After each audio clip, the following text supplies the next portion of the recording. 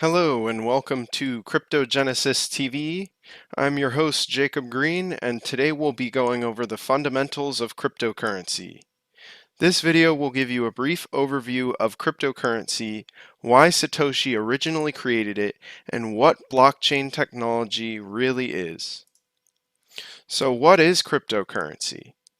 To put it simply, cryptocurrency is any completely decentralized ledger that allows users to store and transact value. Cryptocurrency differs from fiat currency because there is no centralized authority that can control issuance or manage other users' accounts. All cryptocurrency transactions are recorded in a publicly held database called a blockchain, making foul play impossible. There's a complete copy of the blockchain on every node that is connected. Now, the decentralized ledgers are secured by validators or miners depending on the particular blockchain technology you're using. Why was Bitcoin originally created? Bitcoin was originally released by an anonymous developer in 2008 under the pseudonym Satoshi Nakamoto. Now, it was released as a response to the US Federal Reserve's discontinuation of public M1 or institutional money supply reporting back in 2006.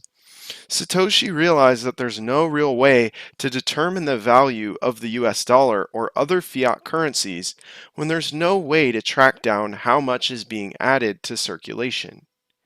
Users quickly realized the benefits of using a ledger that can't be counterfeited and has a hard-coded supply. Bitcoin is a proof of concept that led the way for development of all cryptocurrencies available on today's market. So how do I know someone won't hack the blockchain, ruining the overall value of the ledger? As mentioned earlier, each blockchain has their own method to provide security, either through a hard-coded proof-of-work structure or the newer proof-of-stake structure. The users that use processing power to make new blocks on a proof-of-work based network are called miners. The users that put up their cryptocurrency as a proof of stake on a proof of staking network are called validators. Miners and validators provide the same core function on their respective blockchains by securely verifying all the transactions that are submitted by users. As a reward for securing the networks, miners and validators typically receive the transaction fees as well as any new currency that's added to the network. Proof of work.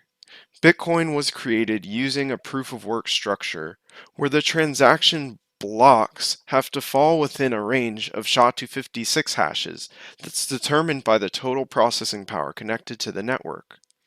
Hashing is a one-way street, and the only way to sign a valid block into the blockchain is to use massive amounts of computing power to try different arrangements and combinations of data until the block falls within range and can actually be submitted to the network. When blocks come out too quickly, the range of valid hashes is automatically narrowed by the network, which is known as raising the difficulty. This means finding each block requires more processing power, raising the overall network security. If blocks are coming out too slow, the network will automatically widen this range, lowering the difficulty. Proof of stake networks. Now, newer blockchains found that the proof of work model was immensely inefficient, and a new method for providing security was created. This new method is known as proof of stake, and it allows any user that's holding the currency to become a validator and use their private key to sign new blocks by putting their holdings up as proof that they're vested in the network. This process guarantees that the validators will sign valid transaction blocks, as any bad behavior would lead to their collateral being slashed, as well as a loss of value in their holdings due to network issues. This new method does not require the processing power or the power consumption that proof-of-work networks are so notorious for. 51% attacks. Blockchains have a known vulnerability to something known as a 51% attack. An attacker would have to possess either 51% of the processing power on a proof of work blockchain or 51% of the circulating supply of currency on a proof of stake blockchain in order to sign multiple bad blocks in a row. The network attacks are typically a result of declining hash rates on a lower traffic network. It's important to think about the strength of a network before investing into it. Weaker networks like Ethereum Classic have suffered multiple 51% attacks in the past. Typically, when this occurs, the users will take corrective action in order to reverse the bad transactions. However, we often see these attacks reflected in the asset price. Can governments block access to the blockchain or control my funds? Blockchain technology is resilient by design.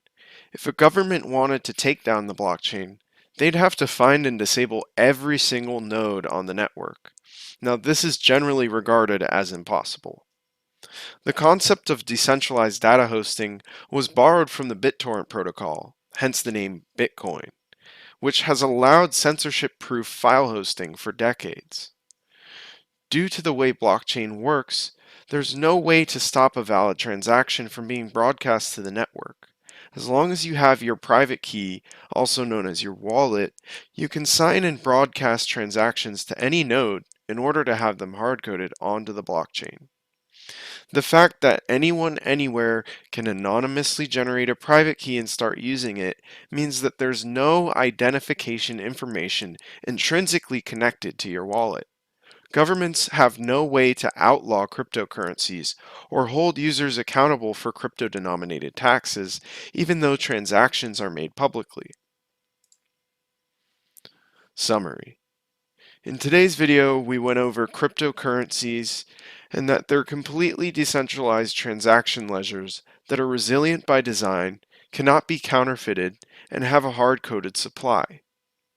These decentralized ledgers were created in order to address the failing system of unbacked fiat currencies. The cryptocurrencies are secured by users and holders who often share governance over the network.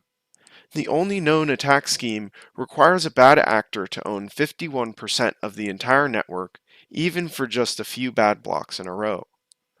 While holding cryptocurrency, no third party has access to your funds or any way to stop you from using them. Up next on Cryptogenesis TV, we'll be going over cryptocurrency ownership basics. Not your keys, not your coins. We'll have a brief discussion of how to properly hold your cryptocurrency outside of your exchange account and why it's important to do this. By the end of the video, you'll understand gas and transaction fees and how to avoid paying extra.